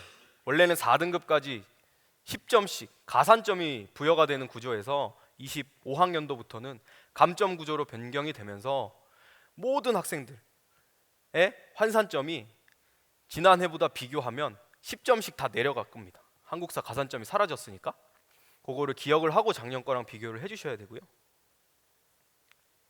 자, 일단 스포츠 응용 산업학과부터 먼저 말씀을 드리겠습니다. 스포츠 응용 산업학과는 앞에 보이시는 8가지 종목 중에 한 가지 종목을 선택을 해서 선택 실기 시험을 봅니다. 그런데 중요한 게 이 5종목은 실기 만점 150점 중에 40점이 객관 평가 영역이고 110점이 주관 평가 영역입니다. 객관 평가 영역이 뭐냐? 이 학생이 어떤 주어진 과제를 해냈느냐 못 해냈느냐를 기준으로 점수가 부여되고 안 되고가 결정되는 영역. 예를 들어 농구 같은 경우에 슛을 성공시키면 점수 부여, 실패하면 안 부여, 부여하지 않는다. 골프는 정해진 기물 사이로 드라이브 샷 집어넣으면 점수 부여, 못 집어넣으면 점수 부여하지 않는다. 요게 40점 만점이에요. 나머지 110점이 주관평가의 영역인데 저 주관평가의 영역은 예측이 불가능합니다. 현장에서 교수님들이 이 학생이 선택 실기하는 걸 보고 점수를 부여를 하기 때문에 몇 점을 받을 수 있을지, 어떻게 해야 점수를 잘 받을 수 있을지, 정확하게 내가 110점 중에 몇 점까지 취득이 가능할지가 예측이 불가능해요. 심지어 아래쪽에 이 격기 종목들은 150점 전부 다 주관평가 영역입니다. 그래서 우리 학생들이 스포츠 응용 산업학과 준비하고 싶어요 라고 하면 요걸 설명을 해주고요. 연세대가 가고 싶은 거야, 스포츠 응용 산업학과가 가고 싶은 거야. 자기는 체육교육학과가 아니면 가지 않겠습니다. 연세대. 그러면 하자. 그게 아니라 연세대가 가고 싶은 거면 이런 안개 속에 있는 실기 준비하기보다는 객관적으로 예측할 수 있고 계산할 수 있는 실기 준비를 하자라고 권장을 하고 있습니다. 자, 그래도 우리 이제 게이트에서는 매년 합격자가 나오고 있죠. 2가지 사례 중에 하나입니다. 앞에 보시는 것처럼 24학년도, 23학년도 합격자 성적표인데 성적대가 압도적으로 높습니다. 서울대학교 중복 지원이 가능해요. 서울대학교 체육교육과 중복 지원이 가능할 정도로 성적대가 높은 학생들이 이 특정 종목을 실수 없이 무난하게 해낼 수 있다. 주간 점수를 많이 받지 않아도 객관 점수 확보가 가능하고 주간 점수도 무난한 점수는 받겠다 하는 학생들은 점수상 여유가 있으니까 준비를 시킵니다. 실제로 합격도 하고요. 근데 이 구기 종목들 같은 경우에는 실기장 가서 실수 한 번 해서 떨어지는 경우도 다반사죠. 위험 요소가 많습니다. 그게 아니면 앞에 보이시는 것 같이 체육교육학과를 지원을 했을 때 실기를 100점 받아도 떨어질 점수다. 아니면 내가 체육교육학과 운동 실기 준비를 해도 합격 가능한 점수에 도달이 불가능할 것 같다라는 판단이 들면 조금 낮은 점수대에도 주간 점수 많이 받을 걸 기대하고 도전하게끔 하죠. 이런 케이스는 대부분 선수 출신, 아래쪽에 있는 학생 수영 선수 출신이고요. 위쪽에 있는 학생은 농구를 준 선수급으로, 저희가 이제 전공 교사님이 계시니까 준 선수급으로 해낼 수 있느냐, 주간 점수 확보가 되느냐를 가지고 판단을 합니다. 그래서 이렇게 2가지 케이스가 아닌 경우에는 연세대학교 가는 게 목표면 가능하면 체육교육학과 준비를 권장을 하고 있죠. 자, 체육교육학과 같은 경우에 커트라인부터 보면 올해 작년에 비해 좀 소폭 상승을 했죠. 마찬가지 2가지 요인. 실기 25m 왕복 달리기 측정 방식이 변경되면서 모든 학생의 기록이 잘 나왔습니다. 그거 하나. 그리고 상위권 때 일반 계열 학생들의 유입 영향으로 커트라인이 조금 올랐고, 합격자 중에 1등인 학생과 꼴등인 학생의 점수 차이를 비교를 해보니 지금 매년 줄어들고 있는 추세죠. 이 얘기는 뭐냐? 합격자들의 수능 점수의 스펙트럼은 좁아지고 있다. 그러니 그 스펙트럼, 좁은 스펙트럼 안에서 실기고사 점수 1, 2점으로 당락이 계속 결정이 되고 있고, 다시 말하면 상위권 때 점수 위치한 학생들이 실기를 잘 보는 해가 생기면 커트라인이 갑자기 올라갈 수 있다는 얘기. 저는 그렇게 봅니다. 그래서 연대 같은 경우에는 보수적으로 준비를 하는 게 좋아요. 점수도 수능 점수 좀 여유 있게 잡아놓고 실기 준비를 정말 꾸준히 해서 언제든지 올라갈 수 있는 커트라인에 대비를 해야 된다라고 봅니다. 자, 실기는 이렇게 세 종목 실시를 합니다. 이 세 종목 중에 메디신볼 던지기 종목이 좀 변별력이 합격 다시 이 실기 고득점 취득 가능 여부에 영향을 미치는 종목이 메디신볼 던지기 종목이 되겠습니다. 자, 올해 합격한 학생들 환산점 데이터고요. 올해 저희 합격생들 중에 3명 성적표를 한번 보여드리겠습니다. 최상위권 합격자 중에 최상위권 학생 성적표입니다. 여학생이었고요. 최상위권에 있는 학생은 실기를 그렇게 잘 하지 못해도 합격이 가능했습니다. 서울대학교랑 중복 준비하는 학생이라 제가 판단했을 때 연대는 충분히 가능할 것 같아서 서울대 실기에 집중을 시켰고요. 75점 받고 합격했습니다. 자, 이 성적이 합격자 딱 중위권 되는 성적입니다. 합격자 평균. 영어가 1등급이죠. 영어가 1등급이 확보가 되면 국어, 수학 중에 한 과목이 좀 낮아도 합격자 평균 수준의 수능 성적 확보가 가능합니다. 여학생 같은 경우에는 실기를 잘하던 학생입니다. 100점 만점에 95점 받았습니다. 자, 마지막으로 합격자들 중에 최하위권 성적. 조금 전에 중위권 때 성적과 비교해 보면 국어 성적은 아까 그 중위권 때 학생이 100분위가 77밖에 안 됐어요. 이 학생은 85죠. 근데 탐구 성적이 이 학생이 조금 낮습니다. 하나가 100분위가 71밖에 안 되죠. 자, 그러면 국어랑 탐구는 서로 상쇄가 됐다라고 가정을 하면 이 학생과 중위권 때 학생의 차이는 영어입니다. 아까 중위권 때 학생의 영어는 1등급이었죠. 영어 2등급에 연대 중위권 진입을 목표로 한다라고 하면 국어, 수학 두 과목 모두 2등급 목표로 공부하시기를 권장을 드립니다. 그러면 합격자 평균 이상의 수능 환산점 확보가 가능합니다. 마지막 학생도 실기 100점 만점에 92점 받고 합격을 했습니다.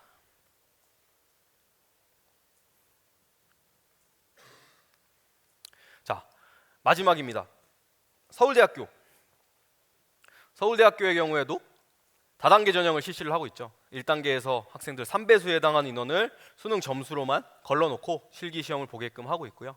수능 반영 비율 중에서는 수학 영역이 가장 높습니다. 1.2배 반영이 되니까 수학 성적 확보가 굉장히 중요하고, 영어 같은 경우에는 등급별 감점이 적용이 되는데 2등급과 3등급 간의 점수 차가 1.5점 나니까 2등급 이내 점수 확보 해주시기를 권장을 드립니다.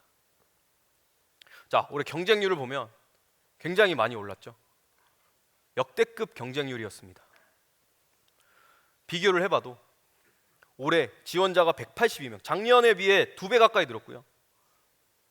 1차 탈락한 인원만 83명입니다. 왜 이런 현상이 갑자기 발생을 했느냐? 그 이유를 저희는 알고 있어요. 아까 수능 분석할 때 제가 말씀을 드렸습니다. 수학 영역에서 확률과 통계를 선택을 했을 때 미적분 과목 선택한 학생들에 비해서 점수가 차이가 많이 나다 보니까 이런 현상이 발생을 했다라고 분석을 했는데, 자, 23학년도를 보면 저 구분에 써 있는 점수는 원점수입니다. 확률과 통계를 선택한 학생이 92점을 받아도 미적분 선택한 학생 88점을 받은 학생하고 점수가 같죠. 경쟁이 됩니다. 체육 계열을 꾸준히 준비하던 학생들 중에 확률과 통계 하던 학생이 꽤 많았는데, 이런 학생들이 92점만 받아도 일반 계열 미적분 88점 들고 나 체육교육과 써볼까 하는 학생들하고 경쟁이 됐다는 얘기입니다. 그런데 올해 같은 경우에 확률과 통계에서 96점을 받아도 미적분 88점 받은 학생보다 점수가 낮아요. 일반 계열 준비하다가 수학시험 조금 실수해서 88점 받았어. 나머지 과목들도 성적이 썩 좋진 않고, 서울대 일반 계열은 꿈도 못 꾸는 학생들이 체육교육과 점수를 계산해 보니까 내 수학 점수가 좀 높은 위치니까 중간 이상 수능 환산점이 나오네. 이런 케이스가 굉장히 많았습니다. 그래서 경쟁률이 확 올라가게 영향을 미쳤고요. 그래서 응시 현황을 보면 올해 같은 경우에 미적분 또는 기하 선택한 학생이 70% 가까이 되죠. 합격자 중에. 이런 현상이 벌어지고 있습니다. 그래서 서울대학교 같은 경우에는 수능 수학 시험이 어떻게 나오느냐에 영향을 받는다라고 작년 입시 설명회에서도 말씀을 드렸고요. 올해도 거듭해서 강조를 드립니다. 자, 당연히 경쟁률이 올라갔으니까, 그리고 이 상위권 학생들의 점수 유입이 활발했으니까 1단계 커트라인 올라갔겠죠. 자, 1단계 통과한 학생들을 대상으로 실기고사를 실시한다고 말씀을 드렸는데 앞에 보시는 6종목을 실시를 하고요. 이 종목들 기록을 분석을 해보니까 상위권 때 기록한 학생들과 하위권 때 기록한 학생의 편차가 굉장히 큽니다. 합격자들 간의 실기 기록 차이가 너무 커요. 이 얘기는 뭐냐? 성적이 좋은 학생은 실기 좀 못해도 합격했다. 바꿔 말하면 성적이 낮은 학생은 실기 잘하면 합격했다. 이렇게 볼 수가 있겠죠. 그런데 실기를 아무리 잘해도 서울대학교는 합격 가능한 수능 환산점에 한계가 있습니다. 매년 통계를 보면 20점 밖으로 1등 점수와 합격자 꼴등 점수의 차이가 벗어난 적이 없어요. 그 이유는 2단계 점수를 계산하는 방식에서 찾을 수가 있는데, 자, 앞에 보시는 게 서울대학교 올해 지원한 학생들 환산 점수를 순서대로 나열해 놓은 겁니다. 1등부터 16등까지. 서울대 2단계로 넘어가면 이 수능 점수가 1등인 학생은 2단계 점수 80점 만점을 부여를 받고요. 그 다음 학생부터는 1등이랑 나랑 몇 점 차이냐에 따라서 2단계 점수가 정해집니다. 2등 학생이 1등인 학생과 점수 차이가 4.4점이 나니까 1등 학생은 80점, 2등 학생은 75.6점이 된 거죠. 이렇게 순서대로 점수가 쭉 나열이 된 거고. 자, 이런 상황에 1등부터 16등 중에도 이 불합격자가 꽤 나왔죠. 5명. 수능 성적이 높다고 무조건 붙는 건 아니다라는 걸 보여주고요. 자, 저희 학생 중에 4등인 학생이 있었습니다. 미적분 96점. 나머지 과목들도 성적을 잘 받아서 저희랑 운동을 꾸준히 하던 학생이에요. 그래서 이 학생은 수능 성적 나오자마자 오케이, 실수만 하지 말자. 이 성적대에 운동을 꾸준히 해서는 떨어질 수가 없습니다. 자, 두 번째 학생. 이 학생은 수학이 확통입니다. 96점. 나머지 과목 국어도 잘 봤고요. 이 학생 역시 운동을 했던 학생, 저희랑 운동을 하던 학생이라 실기 기록도 준수하게 나왔죠.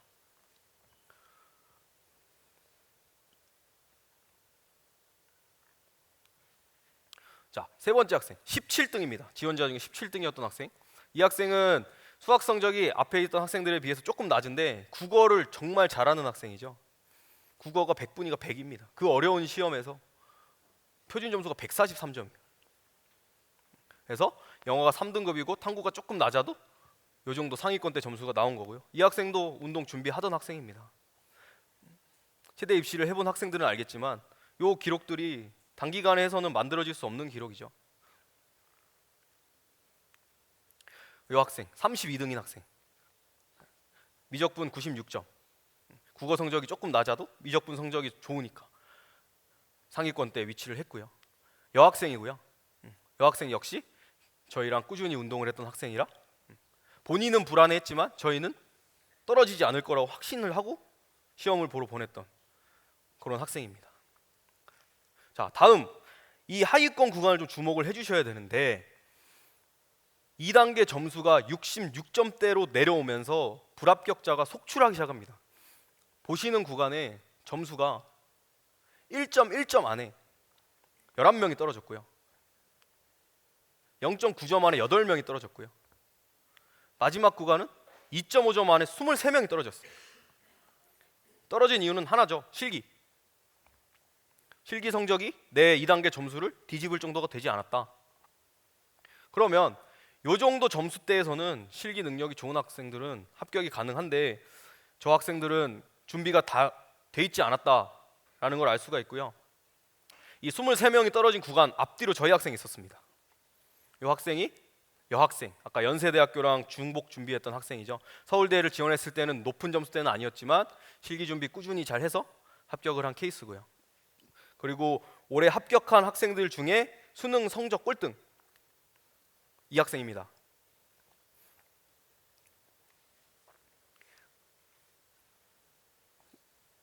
고려대학교랑 중복 합격한 학생이고요. 실기 기록 보시면 굉장히 운동 잘하는 학생이죠. 이런 학생들 같은 경우는 저희가 기도를 하죠. 지원을 하면서 1등인 애랑 20점 밖으로만 벌어지지 마라. 그러면 해볼 만하다. 그렇게 준비를 시켰는데 합격한 케이스가 됩니다. 자, 서울대학교 정리를 하면 일단은 수능 성적 기준으로 1등이랑 내 점수가 20점이 안 벌어지게 확보를 하는 게 우선 중요하겠죠. 그래야 실기를 어떻게 해볼 수가 있으니까. 근데 서울대 준비한 학생들이 물어보는 게 확통하면 서울대 못 쓰지 않아요? 저희 6명 중에 확통한 학생 3명입니다. 합격자. 확통을 해도 돼. 미적 점수로 수학 점수 어차피 확보 안 될 거니까 확통해서 시험이 어떻게 나오든지 간에 경쟁력이 쉽게 나오면 다 맞출 수 있는 만큼 공부를 해라. 그거는 미적이고 확통이고 문제가 아니다. 본인이 하고 있는 거에 좀 중심을 잡고 소신을 갖고 준비하기를 바라고요. 그리고 중간 이상 상위권 대 점수 진입이 쉽지 않다. 위에 일반계열 학생들이 내려와 버리면 거기 들어가는 게 쉬운 일은 아닙니다. 그러면 결국 이 구간에서 싸울 텐데 여기서 우리가 합격할 수 있는 방법은 실기밖에 없어요. 제발 실기 준비 꾸준히 열심히 하시기를 권장을 드립니다. 자, 이렇게 해서 오늘 준비한 대학들은 모두 말씀을 드렸고, 아까 말씀드린 것처럼 오늘 이제 미처 말씀 못 드린 대학들은 추후에 본인이 목표하는 대학이나 이런 것들 컨설팅을 신청을 해주시면 세부적으로 안내를 해드리겠고요.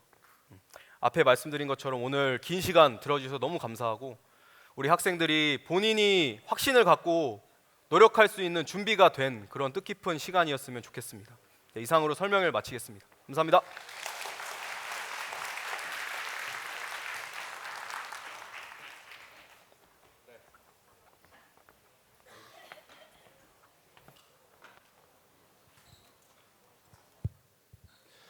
네, 정말 충분히 좋은 정보들 잘 얻어 가시리라 믿어 의심치 않습니다. 졸 수도 있었는데 이렇게 촉망촉망한 얼굴을 천여 명에 가까운 분들이 이렇게 함께 하시니까 너무나 보기 좋았던 것 같습니다. 이상으로 게이트 최대 입시 합격 전략 설명회를 모두 마칠 텐데요. 추가적으로 궁금하신 내용이 있으실 겁니다. 입장 시에 배부해 드린 방문 컨설팅 예약 신청서를 작성하셔서 주변 설명회 진행 요원에게 주변에 보시면 다 있으실 겁니다. 직접 전달해 주시면 추후 개별 심층 컨설팅을 받을 수 있도록 저희가 안내해 드리도록 하겠습니다. 네이버 예약을 통해서 설명회에 참석해 주신 여러분들께서는 네이버 리뷰를 후기로 남겨주시면 저희가 추첨을 통해서 상품을 또 보내드릴 예정이니까요. 소중한 의견 또한 남겨주시길 부탁드리겠습니다. 네, 유익한 시간 되셨길 바라면서 저희도 이제 여기서 인사드리도록 하겠습니다. 무엇보다도 이 힘든 여정 앞으로 이제 시작될 텐데 정말 많은 꿈과 목표를 가지고 열심히 최선을 다하는 학생들과 또한 학부형들을 응원하도록 하겠습니다. 함께해서 감사합니다.